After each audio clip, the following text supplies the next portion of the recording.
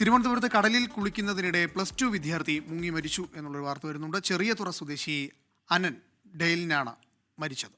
റിനു ശ്രീധറുണ്ട് തിരുവനന്തപുരത്ത് നിന്ന്. റിനു, വളരെ ദാരുണമായൊരു സംഭവമാണല്ലോ, എന്താണ് വിശദാംശങ്ങൾ?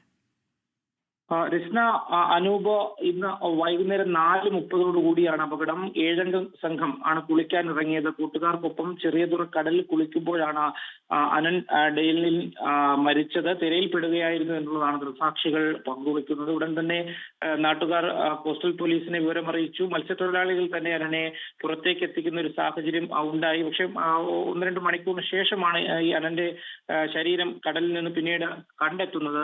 ഉടൻ തന്നെ ആശുപത്രിയിൽ എത്തിച്ചെങ്കിലും മരണപ്പെട്ടിരുന്നു എന്നുള്ള വിവരമാണ് നമുക്ക് ലഭിക്കുന്നത്. മത്സ്യത്തൊഴിലാളികളാണ് രക്ഷാപ്രവർത്തനം നടത്തിയത്. പാളയം സെന്റ് ജോസഫ് HSSൽ +2 വിദ്യാർത്ഥിയായിരുന്നു അനൻ. ഫലം കാത്തിരിക്കുകയായിരുന്നു.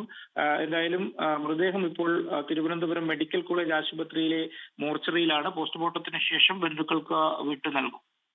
ശരി, വളരെ ദാരുണമായൊരു സംഭവമാണ്. റിനു ശ്രീധറാണ് തിരുവനന്തപുരത്ത് നിന്ന് വിശദാംശങ്ങൾ നൽകിയത്.